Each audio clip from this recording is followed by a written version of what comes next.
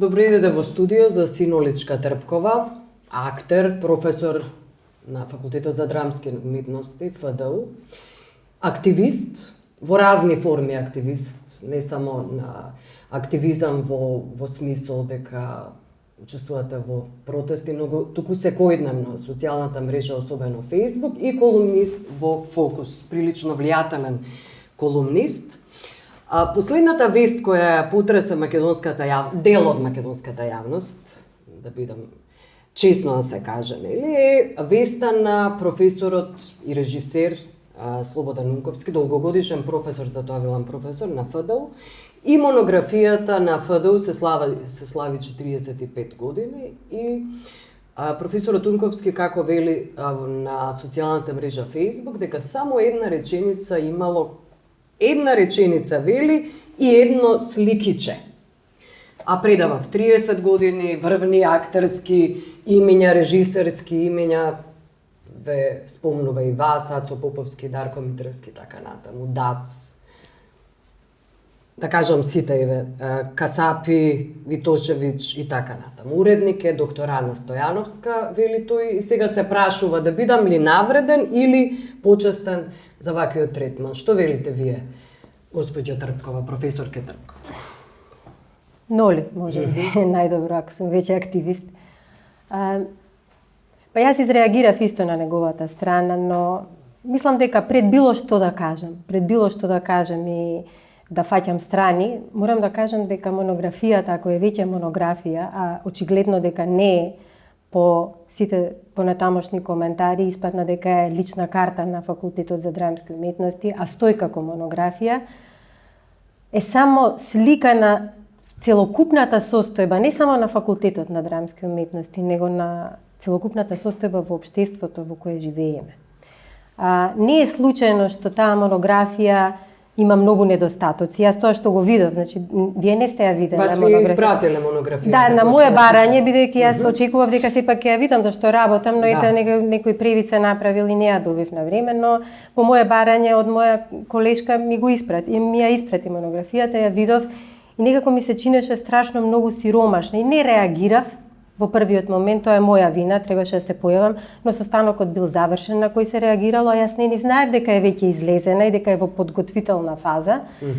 Ми се виде многу сиромашна, само како некои известувања или како нецелосни, значи како нешто што е многу на брзина собирано и направено само за да биде готово до јубилеот, затоа што професор Ана Стојановска претходно издаде една прекрасна книга за Ќостаров и она е одличен театролог и професор кај нас, тука не е спорно, но да се направи монографија, не е тоа само да се направи за еден месец, тоа е процес. Значи тоа треба да созре, тоа е минимум процес од 2 до 3 години на собирање на материјал и да се види кој е приоритетот во монографијата. Добро. И дури, Докажете му, да. Да, приоритетот не е само да се соберат податоци и да се каже туку што се тој факултет произвел и кои се успесите на тој факултет. Ако одите во школата во Америка, знаете дека сте биле во школото на Ли Страсберг, во школото на Тони Бар, во школото на Илија Казан, во школото на Слободан Унковски или Љубиша Ѓоргиевски,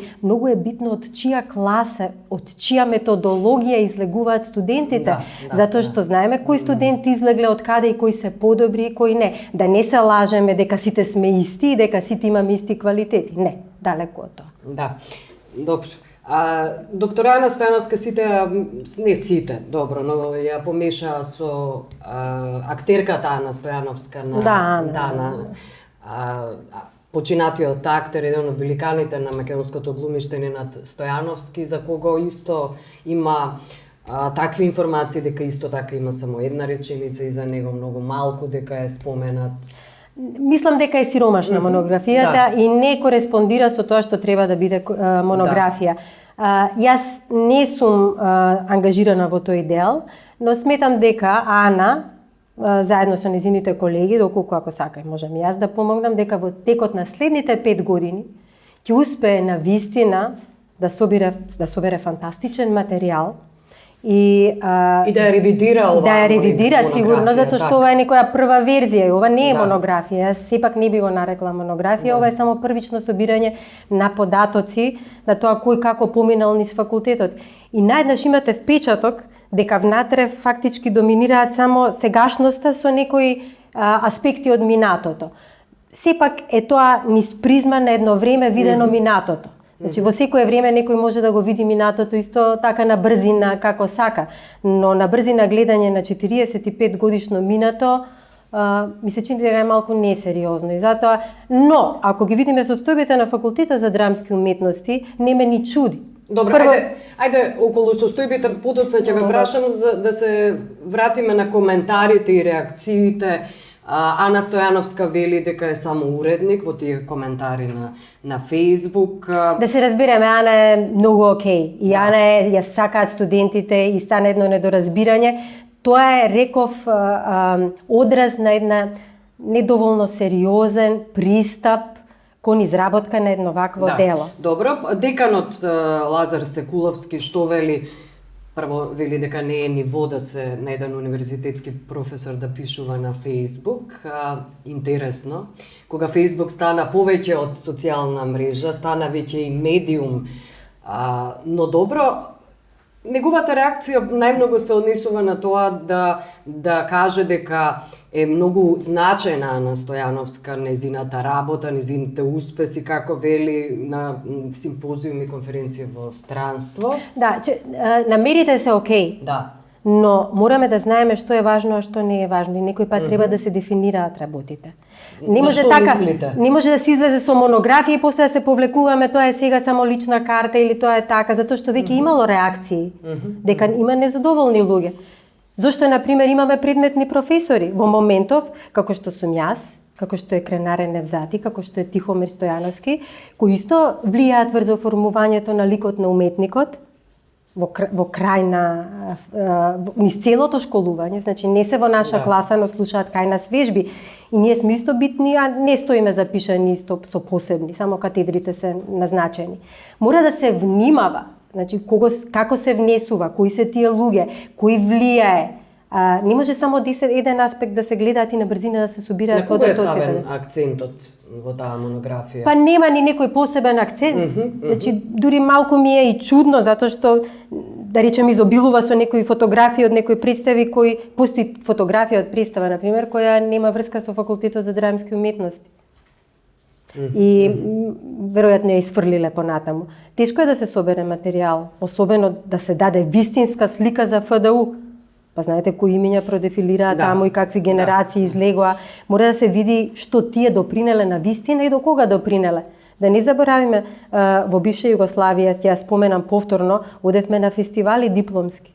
Ние сеќавам со дипломската со професор Унковски бевме во Подбиоковски средби во Макарска, каде што имавме најдобра представа, значи на ниво на Љубљанска академија, Загребачка, Белградска. За тоа и говори професорот Унковски. Да, тоа се врвни достигнувања, а сега кај одиме? Доприносот на македонскиот идентитет. А тега театарот каде е сега? Да, каде? Каде е театарот? Па не знам, театарот треба да излезе од овие граници, да му го слушнеме гласот, да го видиме. Театарот останува заробен по желба на публиката. Ако ФДУ треба да произведе да произведе еден актер, да речеме, чиј глас треба да се слуша на светската сцена, не може да остане заробен само во македонската малска сцена.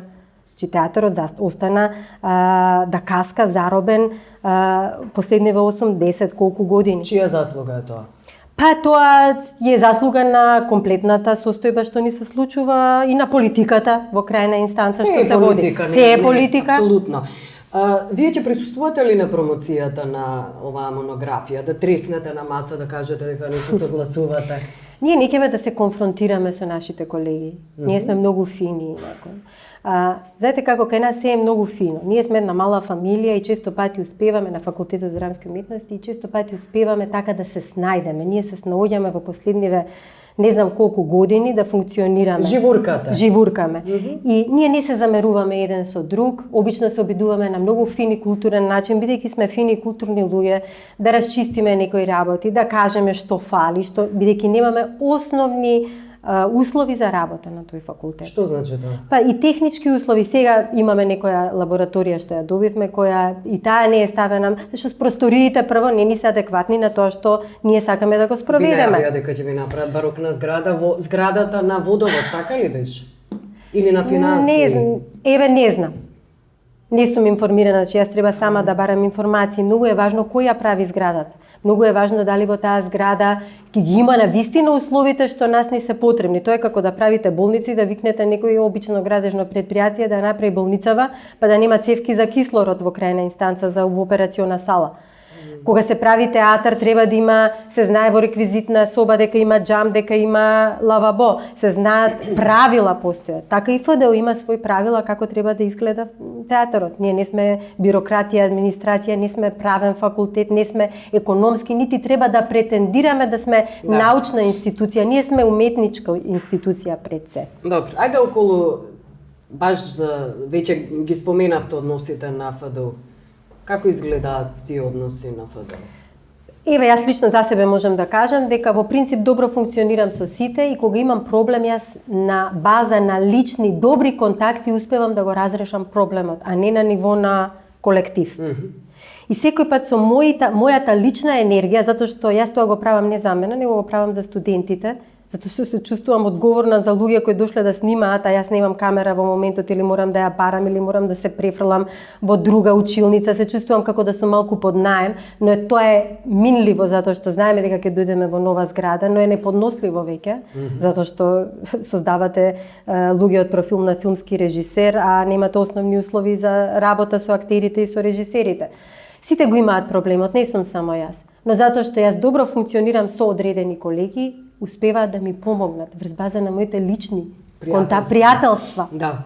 И тоа не е начин. И секој ќе ти се најде, зашто ми се наоѓа? За доброто на Македонија не треба да ми се најде. Мислам, треба за тоа да ми се најде. Да, а не за мое лично, затоа што јас тоа не го правам за себе, него го правам. Но околу односите, знаете зошто ве прашувам, веќе ги споменавте, но ова е многу важно. Еден поранешен декан, актер, станува збор за Данчо Чевревски, е лустриран. Има најави од страна на првиот човек на лустрацијска, Томе Аџиев, дека сите лустрирани ќе бидат избркани. Станува збор за професори, за академици, да. Но не верувам дека тоа ќе се случи, тоа е моето мислење. Зошто не верувате дека ќе се случи? Што е невозможно. Тој не врши јавна функција, политичка директор или декан. Тој е професор. Ќе застанете ли да го одбраните доколку постои таква закана? Луѓето мора прво сами да застанат во сопствена одбрана.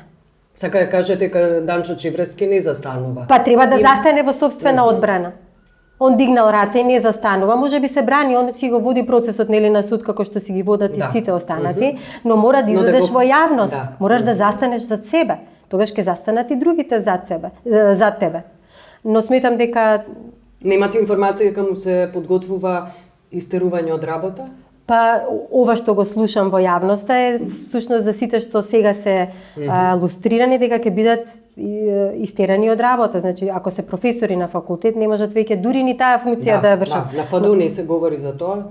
Па се говори, се шушка, јас прашувам, сега никој ништо не знае, мислам, ние живееме како да сме во социјализмот. Во социјализмот повеќе работи знаевме него што знаеме сега. Јас поставувам прашање, тој е мој професор на моја катедра. Професорот Данчо Чевревски. Но и он мислам дека и треба и во пензија да оди, не сум сигурна, но треба и самиот да излезе и да каже. Јас и тоа не го имам, не му кажано. Мислам дека ако се работи за мене, ако Синоличка Трпкова е илустрирана, јас ќе излезам и ќе зборувам во свое име и ќе ги вадам фактите и ќе укажувам на тоа дека ќе се борам за себе, ако сметам дека тоа не е во ред. Што вели тој, зошто не се бори? Тој мисли дека сето тоа Дон Кихотското дигнал раце веројатно. Многу од луѓето па дигаат раце, сите дигаат раце. Од што со кого да се бориш? Јас еднаш напишав на Твитер, мислам дека е тоа најболниот момент во нашето општество, дека сите луѓе што малку повеќе имаат слободна мисла, што имаат емоција, што размислуваат, што сакаат да направат нешто, да искреираат, да создадат, што прават добри работи, ти имаат мака со полуобразовани, безчувствителни луѓе. И страшно е кога ќе дојдеш во судир со некој што е тотално емотивно празен и полуобразован, ти фактички со дивјаци се расправаш. И сега како јас можам со Дивјак можам само како мајка да се расправам, да го фаќам на трикови, на нежност, на психологија. Инаку ти не можеш разумно да седнеш вака како што јас и ти разговараме, па да ги расчистиме работите на маса. Ајде, да, околу, како велите, луѓето се разочарани, особено професори, но една од најразочарувачките моменти всушност беше најавата на штрајк, на сонг, на просветните работници, а универзитетските професори се откажаа.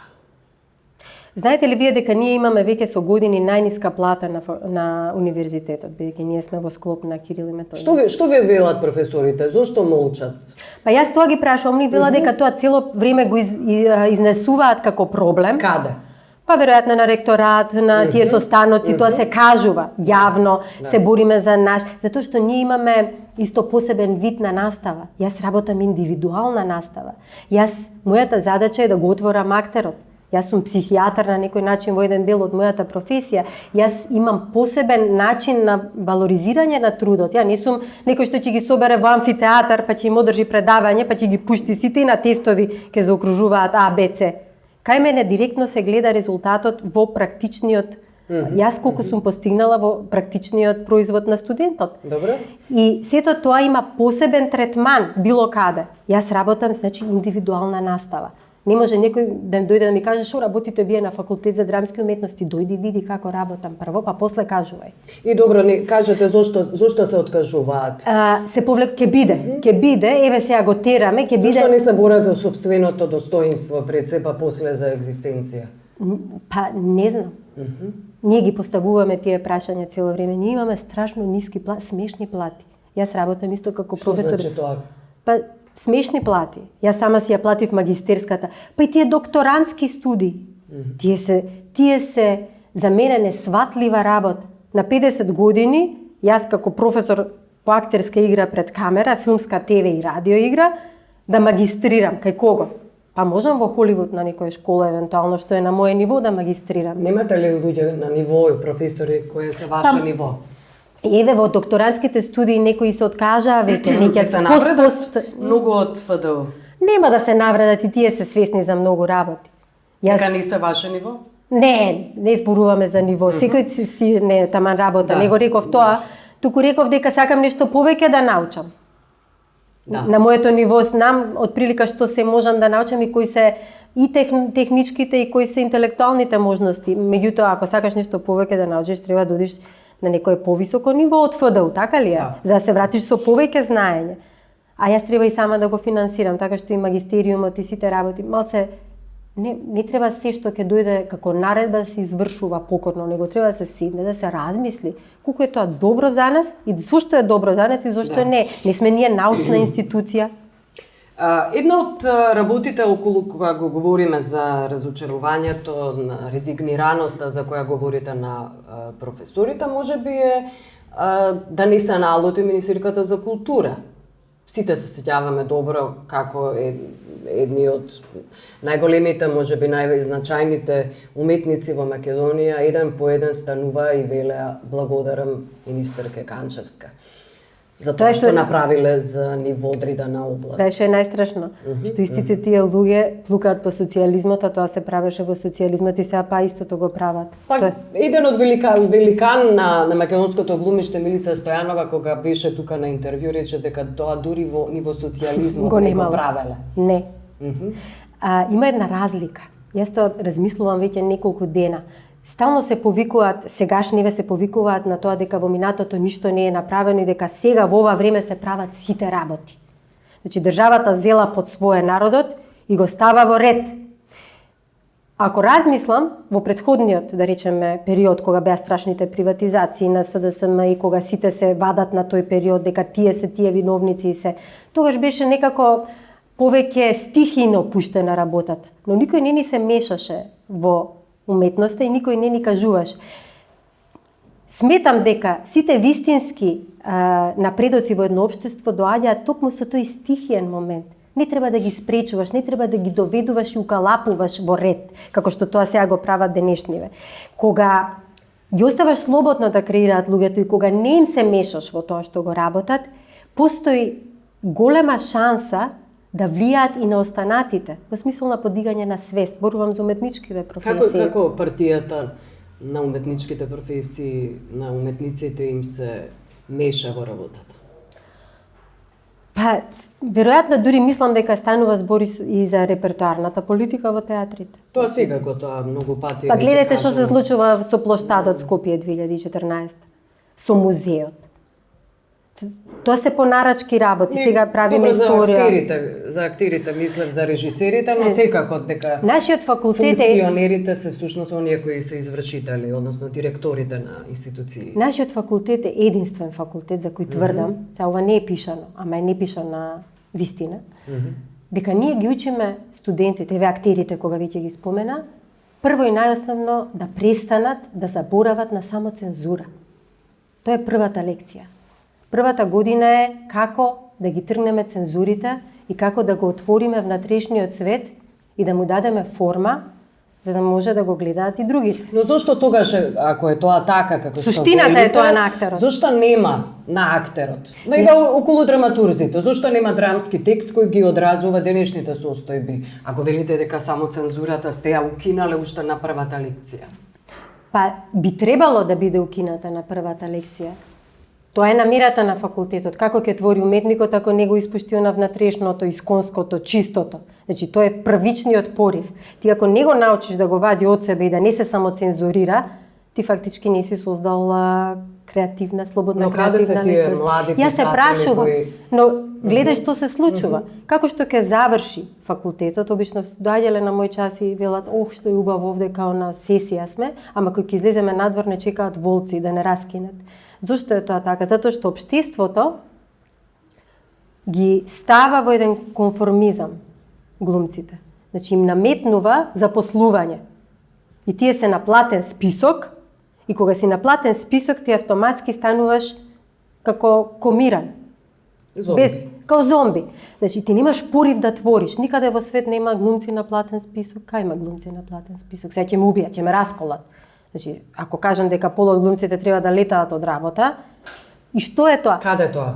Кај нас во Македонија. Драмски, сите што се државни институции се храна, тоа е диносаурус, диносаурус огромен, рекс, кој зема од проектите пари. Значи, ако треба да кошта една представа 50, 60, 100.000 евра и да биде бум со која ќе се презентираме, тие пари се топат на платите на неактивните актери и наеднаш добиваш 5 или 10.000 буџет за да направиш представа, да не се зезаме во 21 век, што можеш со тој буџет да направиш. И плати на оние што се добри актери се... Секаде во светот актерот кој ќе се запише на академија знае дека му е животот неизвесен, дека е во потрага по нешто, дека тој не го чека еве работа, ќе седнам и ќе уживам на... Тој секоја трета година оди на аудиции, тој преживува и тој тоа го знае. Кај нас кој ќе се запишат на факултет и воопшто, сега ме чека работа во државна институција. Конформизмот. Одма си функционира. Второ име, околу велите големи проекти, грандиозни, така натаму го спомнавте Скопје 2014. Влеговте ли во Златниот театар? Многу од вашите колеги и немате намера?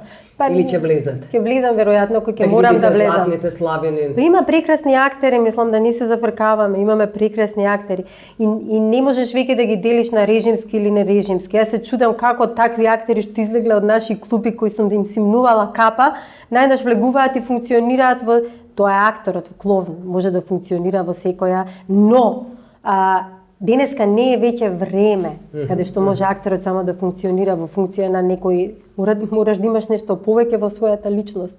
Ако ти функционираш ограден од општеството во кое живееш, зошто функционираш? За да имаш фин живот. За кои актери говорите? Па зборувам за прекрасни актери кои решаваат едноставно убаво име затоа што добиваат високи плати, не знам како. Каде добиваат високи плати? Кои се тие актери? Па имаш актери што водат, што се добро платени, што функционираат одлично, што се добри актери, но кои едноставно цело време се во врска со режимот, се во врска со моменталните политички струења, затоа што знаат дека така ќе преживеат. Кои се тие актери? Па има такви актери, сега не мораме да ги именуваме, зашто да ставам имиња. Знаеме кои се тие актери. Јас им симнувам капа за талентот. И зашто сега нивните деца што доаѓаат на академија, јас да не ги примам, зашто се нивните родители режимски актери. И тоа е глупост. Затоа што има талент детето.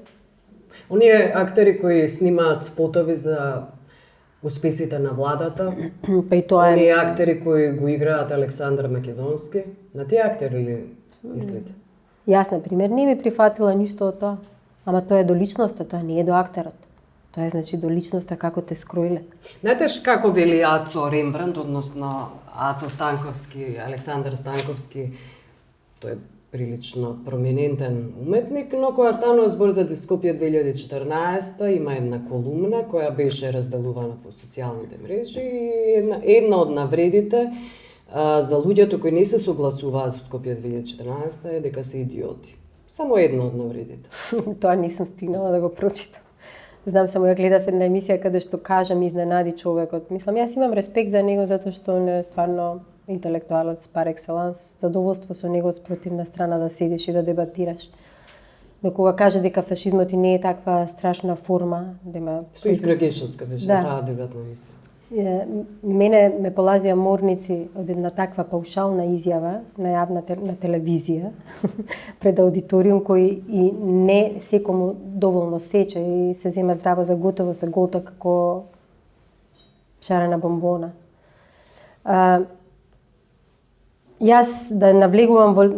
Јас имам секој има свој критериуми, секој на свој начин ги толкува работите. Толку многу има зборувано за Скопје 2014. Јас имам толку многу пишувано за Скопје 2014 и мислам дека ништо од тоа не промени. За тоа сакам да ве прашам. Не беше ли важно во услови кога еве велите ништо не промени и безнадежно веќе станува, не беше ли важно интелектуалците, уметниците, архитектите, не набројувам веќе кои се можеше, студентите се разбира, да застанат и да го одбранат својот град. Не онака како што се бранеше ГТЦ со преградките и на крај повторно поминаат тие идеи за барок. Туку да застанат и да не се мрдаат од тие објекти, затоа што булдожирите нема врз нив да поминуваат. Еднаш еден пријател ми рече да се запалиш на плоштад и да ги направиш сите работи што биле веќе правени из историјата, и да ги смислиш и да се обесиш и во исто време да се запалиш и да земеш да се самоубиваш и да си ставиш бомба и да се самораспаднеш со порака, за 2 минути ќе ја исчистат како измет крвта од тука и ќе те снема. Што во принцип мислам дека многу полошо е за нив да се опстои и да се биде упорен. Секој со својата совест. Јас веќе на моменти немам снага и не сум веќе ни лута. Него јас се обидувам рационално да видам како можам да спасам тоа што можам да спасам. А тоа можам најдобро да го направам со моите студенти. Не ли на радикален начин? Не многу од интелектуалците сметаат дека одамна е дојдено време за радикално да се пресмета. Не знам што е радикално. Оружје, самозапалување. Мислев на протести. Па протести правеа? На протести на кои нема да се... А кому му е лошо? Од местото од таму каде што протестираат. Мене ми е лошо, ќе ми речат ако ти е лошо што не дојдеш, ние ќе ти помогнеме. Ејте, зашо се жалиш? Има за тебе место, дојди. Јас не се согласувам со вашата естетика на функционирање. Едноставно ние сме два различни света. Вие го симнавте моето ниво на размислување, ми го одзедавте просторот во кој креирав. Јас сум била секој пат активна, но реков во претходниот период, тоа што сме стихино, што сме работеле, што не организирали, не држеле под контрола, придонело за да дојдеме до некое ниво. И сега најдеш некој те фаќа за узда и ти вика не може понатака да идеш. Мислам, буквално така се чувствувам. И ти индиректно го чувствуваш влијанието од работите, не директно. Индиректно ти се мешаат секаде. Ти се мешаат во сообраќај, ти се мешаат во спална соба, ти се мешаат во кујна, ти се мешаат на ФДУ, сегде влегуваат. Они се како зомби, мислам, не. И они имаат свој ред на функционирање и ти си за нив чуден. Шо не ти е во ред сега? Затоа што кај нас веќе се доведе во ситуација да не може ни пишан збор адекватно да биде огледало на таа вулгарност што ни се случува во стварност, вулгарност во нараквици. Но имаше еден друг момент, апропо веќе кога ги споменавме, Го споменавме Унковски на почетокот професорот и професорот Столе Попов се и двајцата професори на факултет. Беа. И двајцата веќе не се дури мислам дека ни во постдипломските студии. Но имаше нели е слична реакцијата кон нив кога Столе на браќа Манаки реагираше како што реагираше и сите рекоа дека е селјак и дека е цепаница и дека реагира непристојно и дека е суетен, кој е тој сега ние да му обраќаме внимание. Сите скокнаа. Втората работа кај Унковски одме имаше детски болести или не знам некој реагираше суетност. А што е тоа ако ти некого не автоматски го игнорираш и го тргаш на страна со целата своја политика? Па тоа се луѓе кои оставиле 50 годишен печат врз нашата култура и филмска и театарска култура. Може бил режимски, се слагам, бил во различни партии. Но тој секој пат правеше и контрарежимски филмови со кои излегуваше од контекст. Јас веќе не можем ни да ги делам затоа што Милчо Манчевски исто направи еден филм кој длабоко влезе во психологијата на македонското опстојување и покажа некои работи на Ачик што не сакаме да ги гледаме. Столе тоа истото го правел. Се бавел на еден посебен начин, активно со стварноста. Еден вид политички ангажман. Се бавел и Унковски на таков начин. Нивните пораки од филмовите, од представите стигале подалеку, сме ги разбирале. А сега од филмот на Столе, например, излегуваат досадени некои луѓе. Јас не можам да разбирам како немаш желба да видиш нешто поинак, седи изгледај го филмот. И реакцијата не е суетност, него е некултура на денешната власт.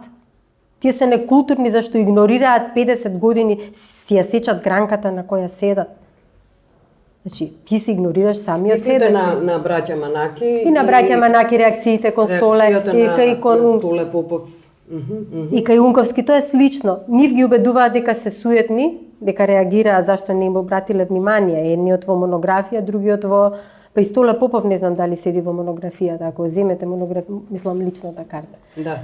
Верувам дека е лична карта и дека така ќе биде и така ќе се формулира. И дека за 5 години ќе биде дека ќе биде, монографија. Да. И верувам дека ќе биде така, иначе нема смисла сето тоа. Инаку треба да си давам инвалидска пензија и да си отидам од факултетот веднаш. Заради душевни болки би ве препорачал веднаш министерот за здравство, доколку сте во депресија, имате дали може со 10.000 денари да преживеам месечно и тоа треба да прашам исто. Така да. Да. Ви благодарам што бевте гости.